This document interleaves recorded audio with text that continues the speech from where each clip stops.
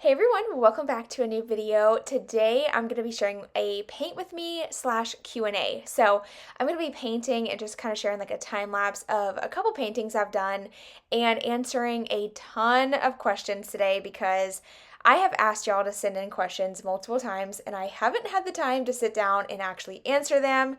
So today's the day. Hopefully I can get to your question. If I don't, please just leave it down below in the comments and I'll answer it in the next one. That'll probably be a year from now. Just kidding. I'll try to respond in the comments. But anyway, we're going to jump right in. By the way, this is not a painting tutorial by any means. This is just me sitting down, painting, and just kind of going with the flow. When it comes to art, I have noticed that I'm better if I just sit down and just let the paintbrush lead the way. If I try to come up with a plan, it doesn't go as planned anyway, so this is just the best way for me to do it.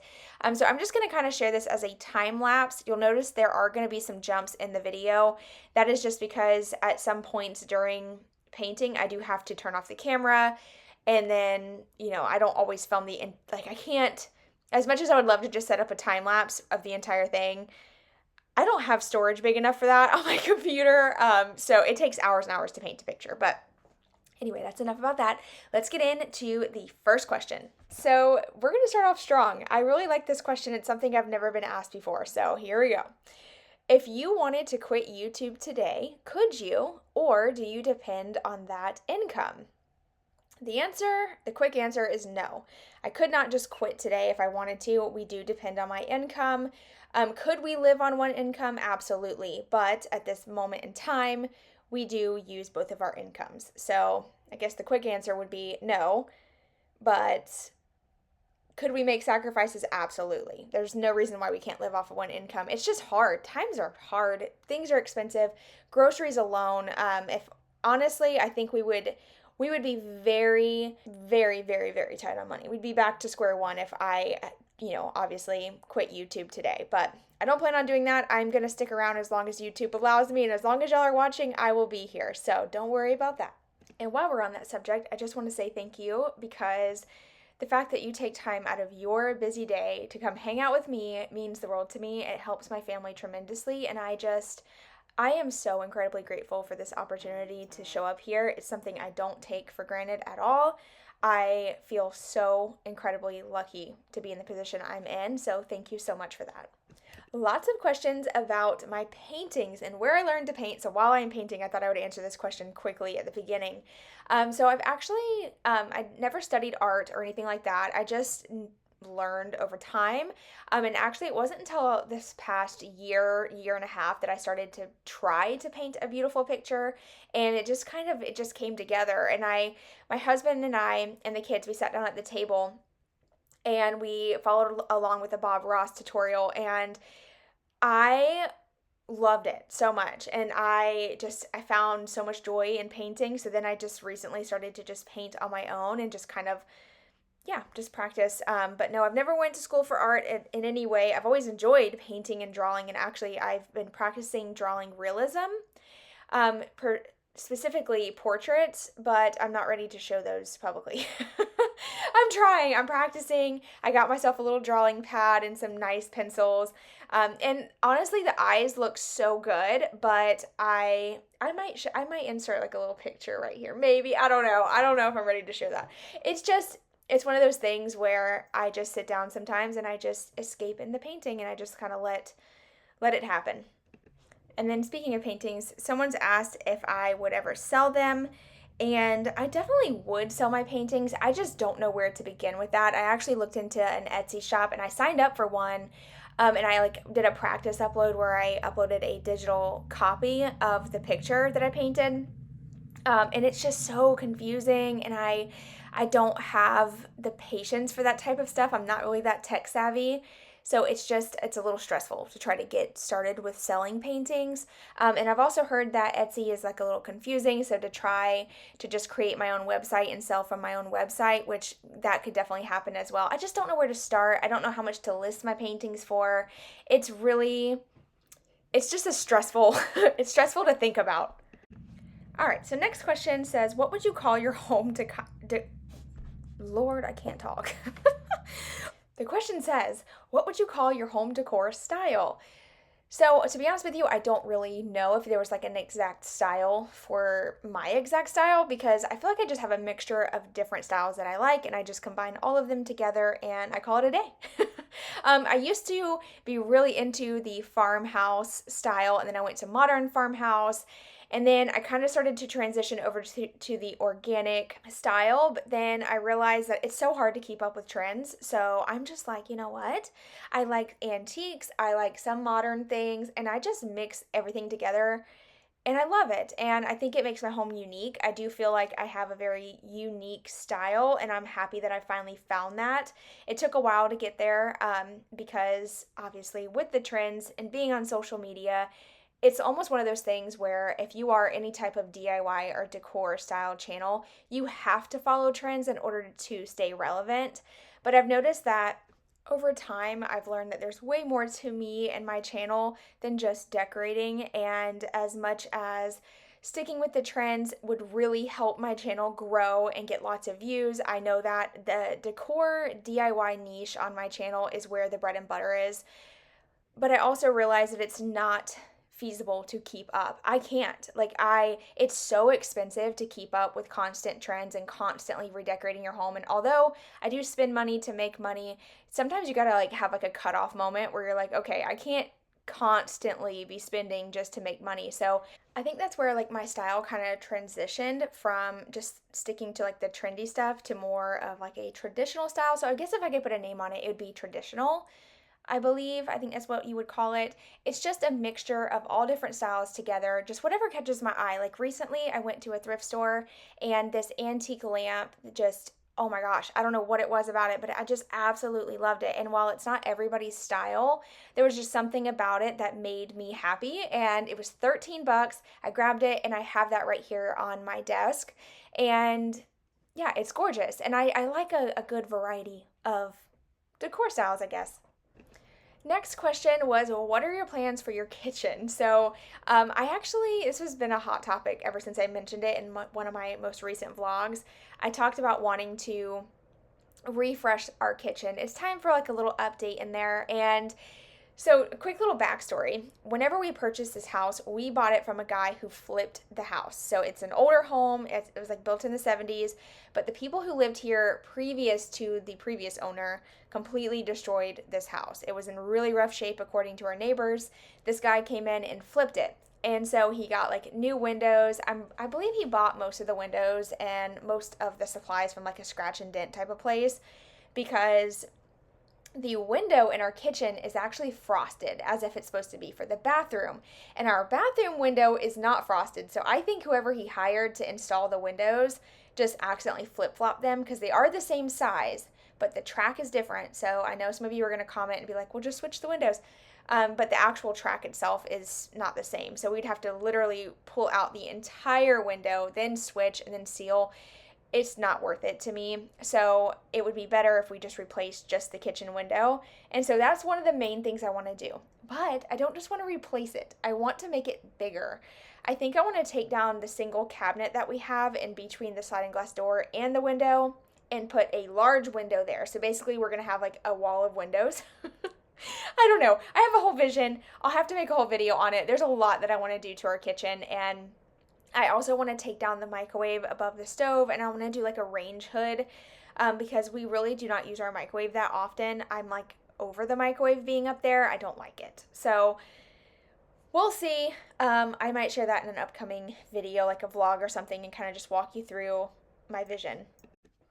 Next up, Judy asked, "Are you still a night owl?" Not as much as I used to be. I used to stay up till like 2, 3 in the morning editing. And I think honestly that burnt me the heck out. It caught up to me quick. And I've actually been going to bed at a decent time every night, which has helped me tremendously with my motivation to actually film. I don't get as many videos edited as I'd like because I'm not staying up as late. But I am getting more sleep and I definitely feel better than I did before. So I like to stay up late, but I don't because I need some sleep. And then moving on, I got lots of questions about Christmas. What do we do for Christmas? Do we go to church? Do we travel? So, the one rule I have for Christmas Day is that we do not leave our house. That's something that Dylan and I have always stuck to. We plan to stick to that forever as long as we can. But I do not like to travel or go anywhere on Christmas Day. I want to spend it with my family at home. We open up our Christmas gifts. We have a good meal. We usually just make like a really nice breakfast. We hang out at home, we open up gifts, the kids play, we usually take a nap, we eat real good. Yeah, just hang out at the house as a family for Christmas in particular. Christmas Eve, we usually spend with my family, but we're not really big travelers. We don't stay out late. I don't really like, especially during the holidays, because holidays means parties. People are having drinks and just being irresponsible when they hop in the vehicle, and I prefer not to travel a whole lot during the holiday time. And if we do drive and go places, we try our best to not do a whole lot of nighttime traveling. So yeah, usually holidays we spend at home as a family. Next up, how do you stay positive and motivated? I feel like my channel is stuck. Girl, just know you're not alone. I think a lot of content creators feel that way more often than they admit. So I've been on YouTube for 6 years, and I've definitely had my real high highs and I've had my lows with my channel. And if I'm being honest, I feel like my channel recently has been in a low. My views have dropped tremendously. But you know what I've learned? Although my views have went down, I have started to share more of what I wanted to share without so much of like following what the algorithm wants me to share, and that has helped me stay motivated. Like I said, my channel is not growing as much, but I think motivation, sometimes you got to find that drive and what makes you genuinely happy. That will keep you motivated and keep you going. If you're just following what YouTube wants you to post, eventually you're going to get burnt out. It happens to all content creators. I don't know. Obviously being on YouTube for 6 years, I've met a lot of content creators, and we all chat in the comments and chat in DMs, and we all have the same feelings. All of us do. We hit burnout moments where you're just like, why is my channel not doing well? Like, what can I do differently? And at the end of the day, you just got to do what makes you happy. If you genuinely love content creation, no matter how low your views are, you're going to stay positive. You're going to keep pushing forward because you love it. You're loving what you're doing. And eventually it will pay off. It just takes time. It genuinely just takes time. I didn't start earning a good living on YouTube until I was like at my about 3 year mark. My 3 year mark was my golden year on YouTube. I made the most money I've ever made in my life. I just felt like I was on this really high. The year after that, I hit this really low. And when I tell you I hit a low, I honestly wanted to quit YouTube. I couldn't figure out what I was doing wrong.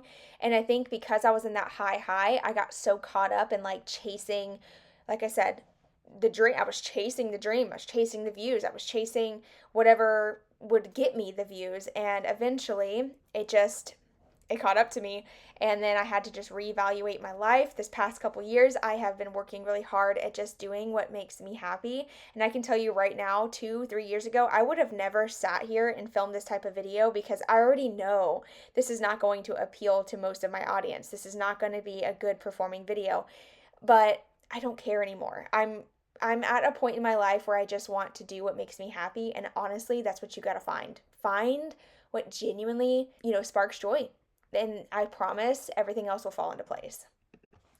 So I also got a lot of questions about the whole moving situation that we were in. So about 2 years ago, we almost sold our house. We decided to back out and stay put for a little longer to save more money. And then this year, we actually almost sold our house again, and we almost moved, and we put an offer in on a place. Our offer got accepted, and my husband and I got major cold feet, and we backed out. And I wanted to talk a little bit about this because I think it's important to share. I feel like not a lot of people talk about the financial struggles in life, and it's something that we need to hear more often because I think we see so much of a highlight on people's lives, especially today with social media being such a booming thing. We see all the highlights. We see people getting new homes built and buying these new beautiful houses, and it's amazing, and it's so inspiring, and it makes you want to jump in and do that. But the reality is not all of us can afford that. And this past year, whenever we started house hunting again, we thought for sure, okay, we've saved up enough money.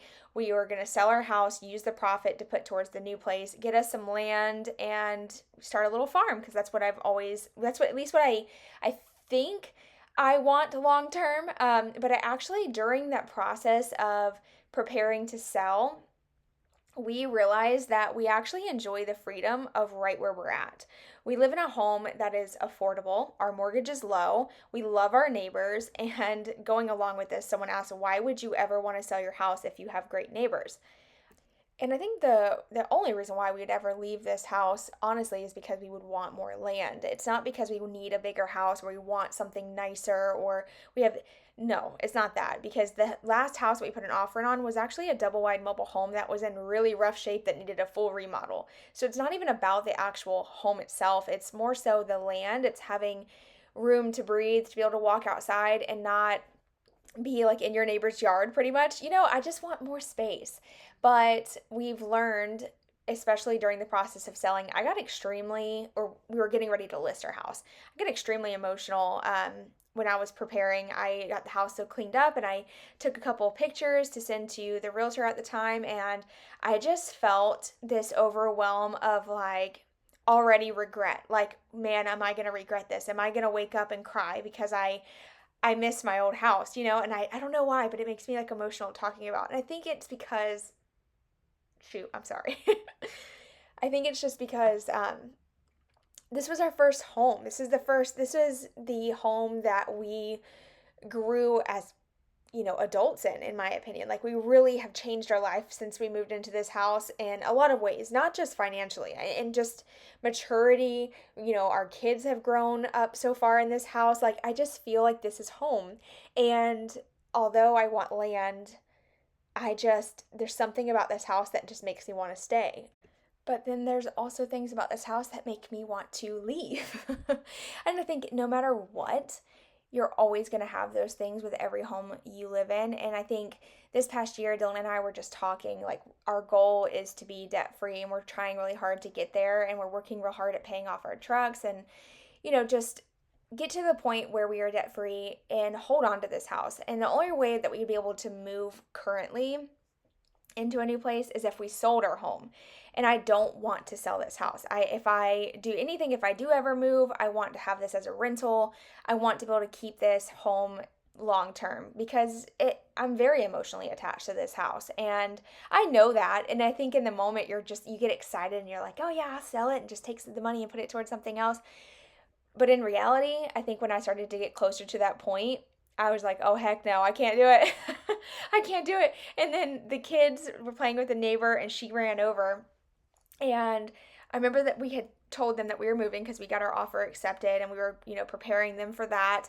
And that couple days was just very sad. And I think it was just because I knew that the kids really loved each other. And I was just like, you know what? No, we're not going to go. We're going to stay. And there was a lot of reasons, not just because of that. It was also because of financial reasons. I knew we were going to be house poor had we moved into this place. And once again, I'm going to be very open and honest here. Once again, I was chasing this idea that, like, my content has kind of gotten stale. I know that. I'm not dumb. I'm not blind. I know that my content isn't as enjoyable as it once was when I was redoing and remodeling my house constantly. So I feel like I knew that if we moved, it was going to boost my channel like it does so many content creators. If you see a content creator move, their channel just starts booming again. And it's wonderful. And I'm so happy for them. But I also realize that with that boom also comes another crash. And then it's another move. And then it's another move. And I'm not chasing that. We can't afford it. We are just a normal family over here, just living life and doing our best and paying our bills on time. And I don't want to keep chasing this constant, the hustle. I don't want to be in that hustle constantly. I'm content where we are. I love our house.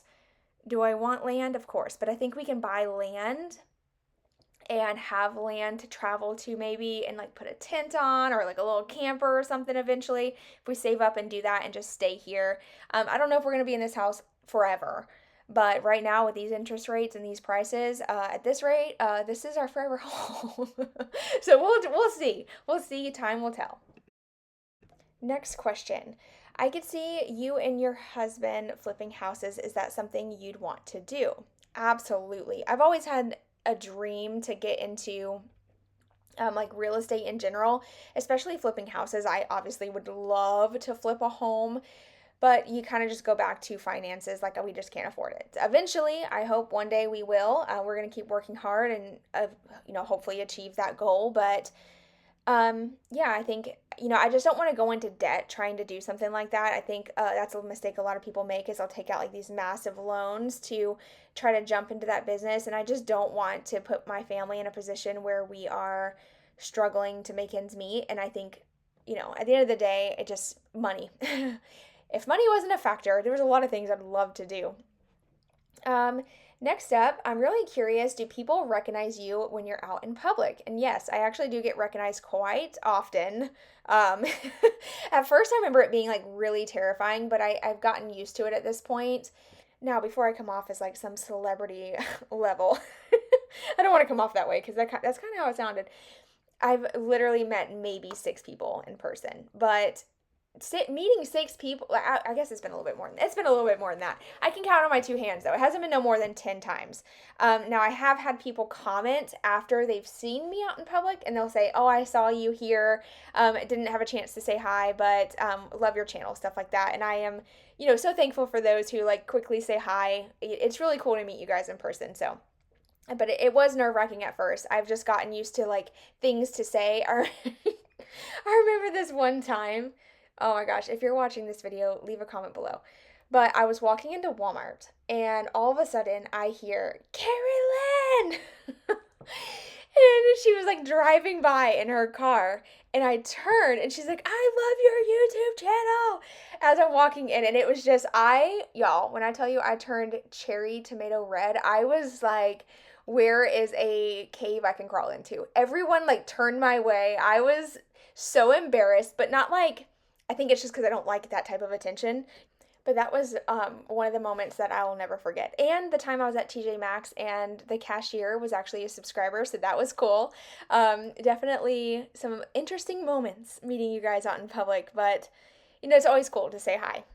Moving on, is there something you got rid of but wish you didn't? I really love this question.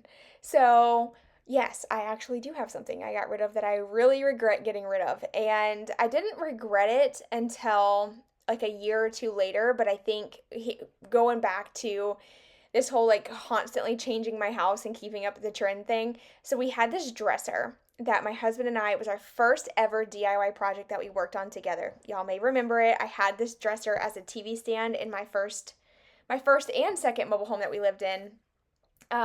Actually, my very first video on my channel, I share like an overview of our tiny little mobile home that we lived in. I'll link that video below. You can see it.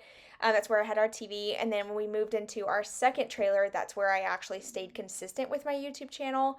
I had it in between the built-in. And I regret getting rid of that because there was that time where I was like, man, if I had that, it would be like the most perfect buffet storage cabinet now. I would have totally like done a little project on it to like refresh it. But I do regret getting rid of that dresser slash TV stand flip. I think about that a lot actually. Next question. Why did you decide to stop showing the kids? I agree with that 100%, but just wondering why.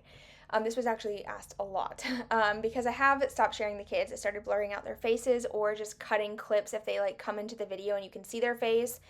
You can definitely see them in the background at sometimes, but I've been trying to just make sure that you can't actually see faces. And obviously, there's multiple different reasons why, but the main reason why is because social media is scary. And I actually came across this Instagram story one night. I was laying in bed and I had already had these thoughts to stop sharing the kids back during the summertime whenever I got a lot of comments about my parenting and my children in general. I'm not going to like pinpoint when it was exactly because I'm not going to fuel that fire, but I realized that people don't have boundaries when it comes to social media. People just don't understand that sometimes there is an overstep moment. And it's my fault too, because I have openly shared things. And I do feel like when you share certain things on social media, you are opening yourself up for those opinions and suggestions and things. And that's when I was like, okay, well, this is one thing I don't want opinions or suggestions on. So, the easiest way to stop that is just to stop sharing that side of my life. My kids mean the world to me, you guys. And I'm so proud of them. And I want, of course, as a mom, it's like you want to show off your kids. You want to, you know, be proud and show that. But at the same time, I realize that not everyone has my best interest at heart. And anyway, I was scrolling through social media one day and I came across this Instagram story of this mom who was just bawling her eyes out. She was an Instagram influencer. I don't know who she is. I didn't follow her. It caught my eye, so I watched it. And she was asking people to go report this account that had literally stolen all of her pictures and videos, not only from her Facebook page, but from her Instagram as well, and created a new account using her family photos, her kids' pictures to scam people into thinking that that was who they were. Like, just like a copycat Instagram account. And I know we've seen it before, but I think that I had already had these ideas in my mind to stop sharing. And then when I saw that, and I just thought of the fact that people can so easily take a screenshot of your family and turn around and use it for their benefit in weird ways, I was like, absolutely freaking not. So I decided at that point I was going to stop sharing.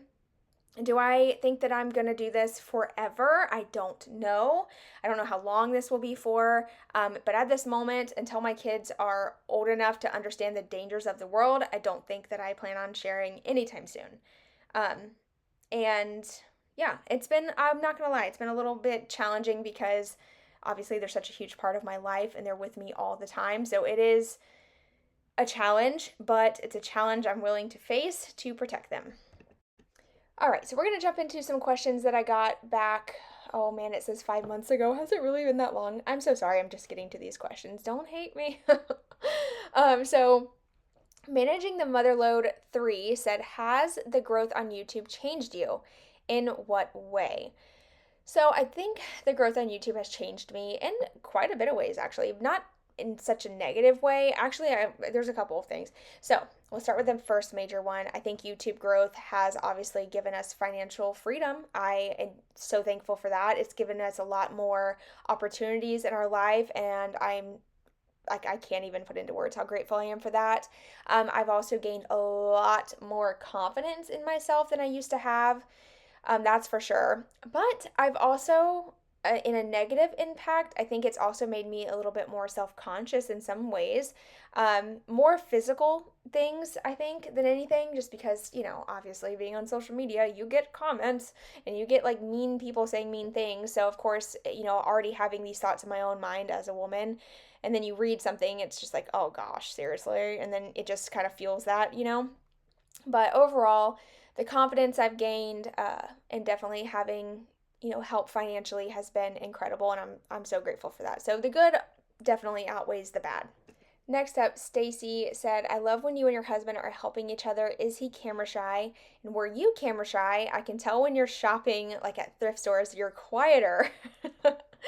So I'm actually very shy, believe it or not, especially like filming. I get really nervous filming in front of other people. I still do not vlog in front of my husband. Never have. I really, the only time I've ever like actually talked to the camera in front of him is when we did our recent Christmas wrap with me, and then we did a Q&A a long time ago. We did 2 Q&As actually, and I actually took those videos down pretty quickly after posting them, because going back to the whole like protecting my kids, like I want to protect my husband too.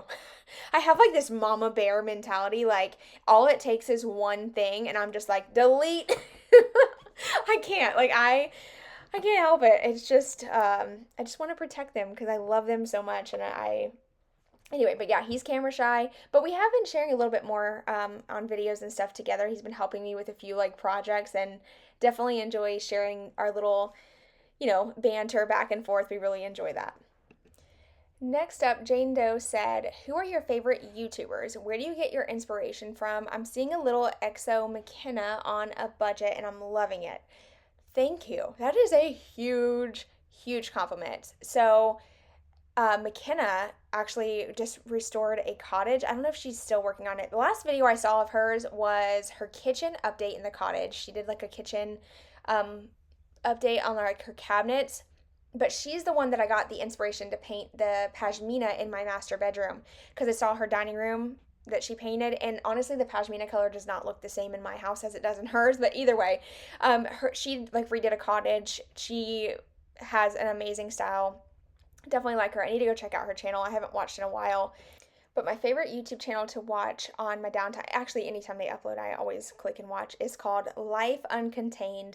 They are a couple, they have two little ones and a baby on the way, and they basically made a shipping container house, and then now they're working on a second shipping container house. I love their channel. She's so funny and he's funny, and I enjoy them so much. Okay, so I got a lot of questions about my tattoos. Y'all have noticed I started to get quite a bit of tattoos over time. Obviously, since starting my channel, I've accumulated quite a bit there. But yeah, I love tattoos. I'm not going to go into detail on every specific meaning of each tattoo because a lot of them have multiple different meanings to me. But I will say I love all my tattoos, but my absolute favorite is the one on my shoulder. I will say that. And I think the meaning behind it, and just the time that I got it, it just meant the world to me. It says beautiful disaster. It was just, I was going through a lot in my life. I had been through a lot in my life, and it was just fitting. Beautiful disaster. A lot of my life was a disaster, and then it led me to a beautiful life, so it was just a beautiful disaster, and I still love it. I still love the meaning behind it. After getting it, a couple times people would be like, oh, I love that movie. I'm like, what in the heck are they talking about? I didn't realize that there was a movie called Beautiful Disaster, but there is. But that's not why I got it. I got it because it represented my life as a whole. And then all the other tattoos I have multiple different meanings. The one on my arm is a rose. I have peonies, and then I have a butterfly, dragonfly. I have wildflowers. I have the kids' birth flowers. I got a lot over on my other arm. And then I do have flowers going down my side that I got when I was 18 with my very first tattoo, which I actually like that one too. I actually have grown to really love it. I didn't like it for a long time. I think because it had like the tribal, and back when I was 18, tribal was really in. And that's the thing about tattoos. Tattoos sometimes go out of style depending on what you get. So yeah, I don't really care anymore. I just if I like something and it speaks to me, I get it. And like I said earlier, I don't expect everybody to understand. I know tattoos are not for everybody. Please don't feel the need to comment down below and talk about how unattractive it is, because at the end of the day, everybody's opinion on tattoos is different, and you have the people who genuinely love them and they find people to be just so unique and attractive with them, and then you find people that find it so unattractive and they just like to tell you. So don't feel the need to do it, because I totally already understand. I get it.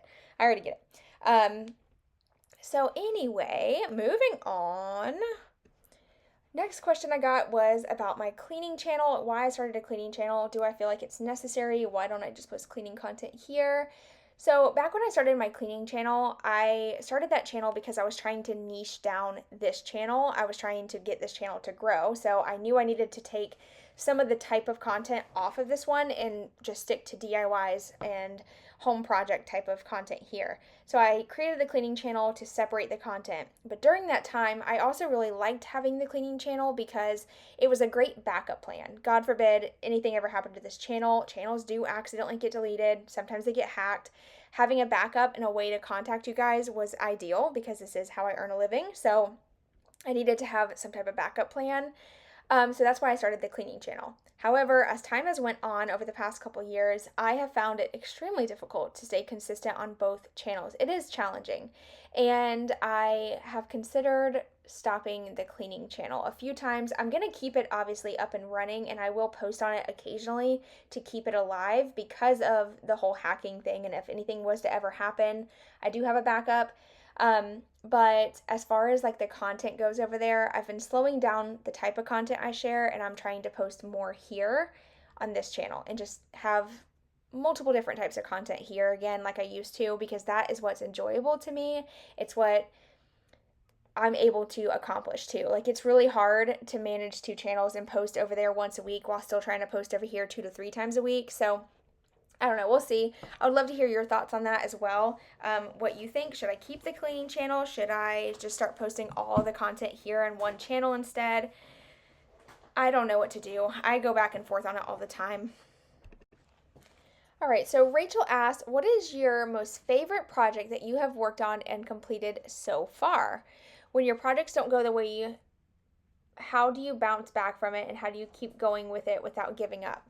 So, my favorite project that I think I've ever done is building the built-ins in the living room. So, my husband and I did a DIY project on the fireplace.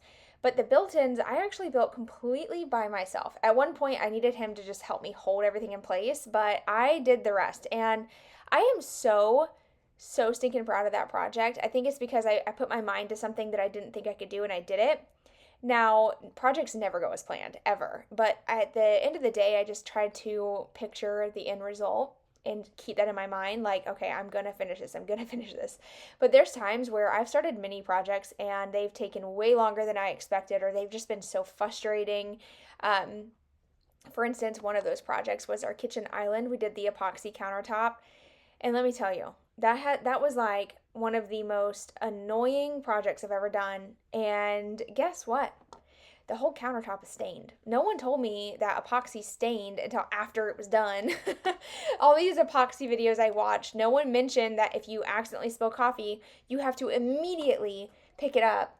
You can't like leave a cup sitting there with a ring because it leaves marks. Like it is so stained, but we're just rolling with it. At this point, there's no point in even trying to redo it. Eventually, I do want to do a full makeover on the kitchen. Again, we'll see whenever that we cross that bridge. I'll figure it out then. So I have a lot of new subscribers who are curious on how my husband and I met. So I'm going to share that story. I know a lot of you have already heard it, but so Dylan and I met through our parents, basically. Our parents were friends growing up, and they have like mutual friends in common. And actually, at one point, Dylan's stepdad, Jim, and my dad were really close friends, and Jim and his son Jake, which is Dylan's little brother, they had to move out of their house for a short time being, and they ended up moving in with us. So Dylan's little brother and his stepdad lived with us. And so sometimes whenever Dylan would come to visit his mom would come to our house to hang out. It was like a mutual ground and they would meet up or whatever. And yeah, that's how we ended up meeting, was through our families. But what's really funny, like funny story, is so when Jake and Jim lived with us, I was obviously really young. I want to say I was like 12, 13, I think, 12 or 13. And I used to joke to Dylan's little brother Jake, because he was like a brother to me at that point, because he had lived with us for a long time. We were like really close to them. And I used to always like joke with him that I was going to marry his brother one day, because he'd just come to visit and I'd be like, oh my gosh, he's so hot. He's such a bad boy. And he would like make fun of me. He's like, oh, guess who's coming into town? Dylan's coming. And like just make like a big deal about it. And I was like, you think I'm playing? I'm going to marry him. I darn sure didn't think that was actually going to come true. And flash forward to when we turned 17, Dylan and I both were going through like a breakup that we had been in, and I was in a relationship all of high school. So I had just got out of a really long-term relationship, and I just needed someone to like talk to and hang out with. And me and Dylan just hit it off. And he was really quiet. I remember I was trying to talk to him and he like wasn't having it. And I was like, I'm gonna shoot my shot, and I did. Oh no. It's just funny when you go back. Obviously, I can't share all of the story, but it's funny because just when you look back at time, and like I literally used to talk about him and how I was going to marry him, and then I ended up actually marrying him. It's funny. And Jake, so my brother-in-law, he never lets that down. Like every time we hang out together, he's like, I still cannot believe y'all are together, because it really is crazy how it all worked out. But I guess it was meant to be.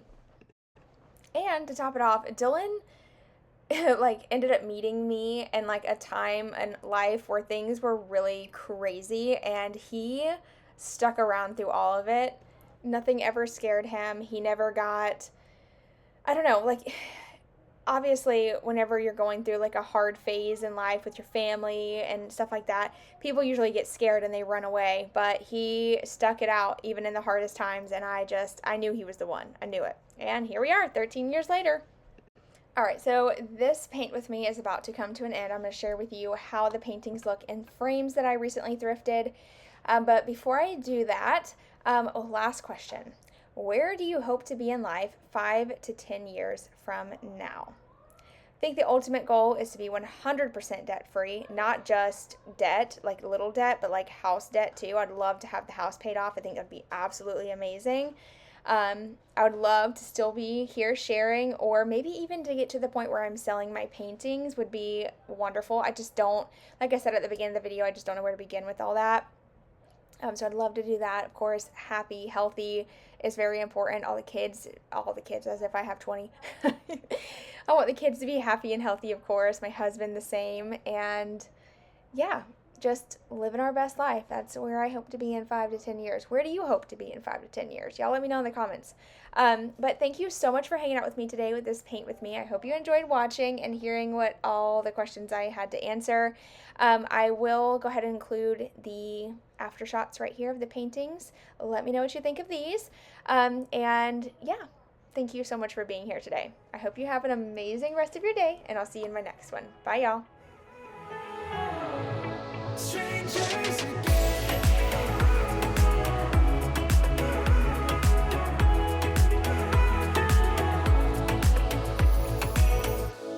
When you stepped into my life, such a magic feeling when you tore down my walls. I wish I could go back to right before you told me I'd try to change